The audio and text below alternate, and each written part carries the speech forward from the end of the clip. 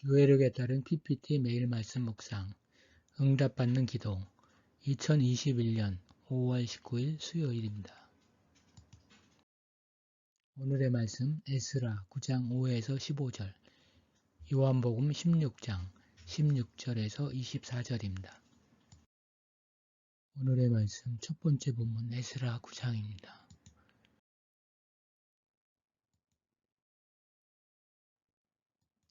오늘 말씀은 가나안 사람들과 헷 사람들과 브리스 사람들과 여부수 사람들과 암몬 사람들과 모압 사람들과 애굽 사람들과 아모리 사람들과의 소위 국제 결혼에 대한 보고를 듣고 충격받은 에스라의 모습을 보여주고 있습니다. 옷을 찢고 머리나 수염을 깎는 것은 애도의 표시였습니다. 이러한 행위는 제의적인 면에 있어서 정결을 뜻하는 행위로 간주되기도 했지만 후에 이방적 요소와 관련되어 이스라엘에서는 금지되었습니다. 하지만 더 보수적인 사람들은 머리카락이나 수염을 뜯음으로써 이러한 행위를 대신했습니다. 에스라는 기가 막혀 앉아 있었는데 이건 역시 일정 시간 동안 침묵으로 일관하는 애도의 표시로 볼 수도 있습니다. 에스라는 겸손과 자기 비하의 뜻으로 무릎을 꿇고 손을 들고 기도했습니다. 손을 들고라는 말은 손을 뻗었다라는 뜻입니다. 이것은 하나님의 응답을 간구하며 탄원과 중보하는 기도의 자세를 뜻합니다. 에스라는 동족의 죄를 하나님에게 고백했습니다. 에스라는 백성의 허물을 자기의 허물로 고백하고 동시에 중보자 역할을 담당하고 있습니다. 우리도 살다 보면 성격은 달라도 기가 막힌 일을 겪을 수 있습니다. 이와 같은 경우에 우리가 신앙의 사람이라면 에스라처럼 무릎을 꿇고 손을 들어 하나님에게 기도해야 합니다. 에스라의 기도는 죄의 고백으로 시작하고 있습니다. 현재의 고난은 역사적으로 조상 때부터 지금까지 죄를 지은 결과입니다. 그 죄는 하도 많아서 정수리에 넘치고 허물은 커서 하늘에 미칠 정도입니다. 이 죄는 새로운 것이 아닙니다. 조상들의 때로부터 내려온 나름 역사가 있는 죄입니다. 그 죄의 결과 왕들과 제사장들을 여러 나라 왕들의 손에 넘기사 칼에 죽으며 서로 잡히며 노략을 당했습니다. 그러나 하나님께서 은혜를 베풀어 주셔서 포로로부터 귀환하여 예루살렘 도성과 성전을 건축하게 되었습니다. 그런데도 이스라엘은 깨닫지 못하고 주의 계명을 따르지 않았습니다. 이스라엘 백성은 계속해서 율법을 어기고 이방인들과의 결혼을 통해 하나님이 준 땅을 오염시켰습니다. 그럼에도 살려주셔서 이만큼 백성을 남겨주셨습니다. 에스라는 그 다음 주의 계명을 거역하고 계속해서 이방인들과 통혼한다면 주께서 어찌 우리를 멸하시지 않겠느냐고 마치 설교조로 백성을 훈계합니다. 마지막으로 하나님은 늘 의로우셨으며 다만 그 은혜로 남은 자들이 주께 범죄하였음을 시인하며 기도를 끝맺습니다. 우리는 원주민과 결혼한 이스라엘 공동체의 범죄가 하나님께서 얼마나 혐오스럽게 생각하시는지 보았습니다. 하지만 현대인들 중에는 이스라엘에 대한 조치가 혹독하다고 생각할 수 있습니다. 더더구나 이스라엘과 통혼한 이방인들이 일방적으로 내쫓겼다고 보면 그 혹독함이 매우 크다고 생각할 수 있습니다. 그리고 그 자녀들에 대한 아무 언급이 없는 것은 어떻게 생각해야 할지 모르겠다고 분개할 수 있습니다. 어쨌든 이 말씀에 드리어진 인종적 차별은 오늘날의 기준에서 보면 경악을 금치 못할 수도 있습니다.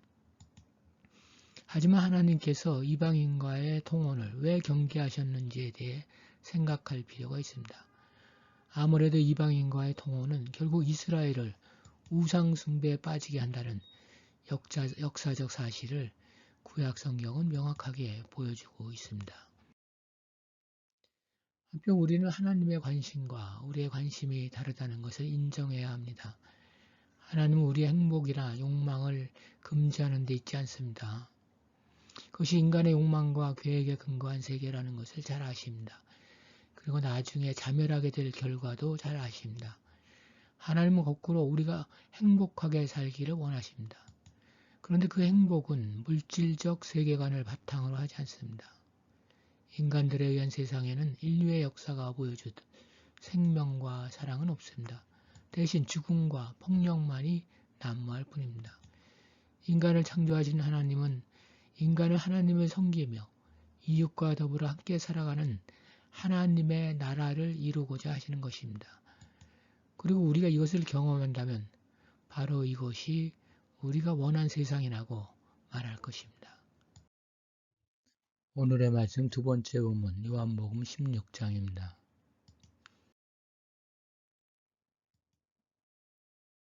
예수께서는 십자가에 달려 돌아가시기 전에 제자들에게 말씀하십니다.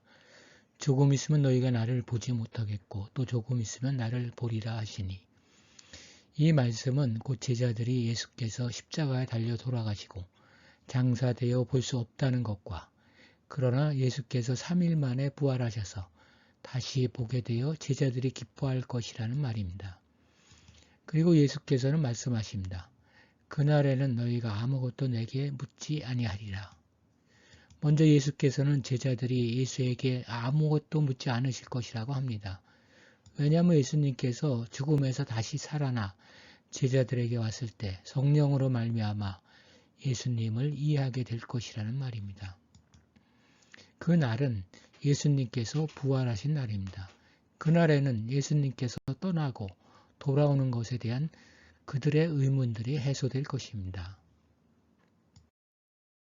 그리고 그날 이후 제자들은 예수님의 이름으로 아버지께 직접 구하기 시작할 수 있습니다. 내가 진실로 진실로 너희에게 이르노니 너희가 무엇이든지 아버지께 구하는 것을 내 이름으로 주시리라. 이것은 예수님께서 죽은 자 가운데서 부활하신 후에 세상에 계시지 않을 것임을 상기시키는 또 다른 암시입니다. 예수님의 이름으로 드리는 간구는 예수님께서 응답하실 것으로 알고 드리는 간구이며 아버지 뜻에 일치하는 간구입니다. 그런 간구는 어떤 것이든 응답될 것입니다. 제자들에게 예수님의 이름으로 아버지께 구할 것을 담대하게 구하라고 용기를 주는 말씀은 그들이 예수와 친밀한 교제를 하고 있다는 것을 기반으로 하는 말씀입니다. 그들이 그 안에 거하고 그가 그들 안에 거하시는 경우에 그러하다는 말입니다. 응답된 기도는 기쁨을 가져다 줍니다. 예수님께서는 제자들이 충만하며 온전한 기쁨을 누리도록 구하라고 격려하셨습니다. 지금까지는 너희가 내 이름으로 아무것도 구하지 아니하였으나 구하라.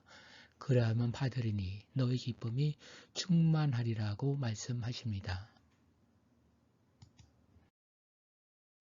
그래서 우리도 그와 같은 기쁨을 누리기 위해 예수의 이름으로 기도합니다.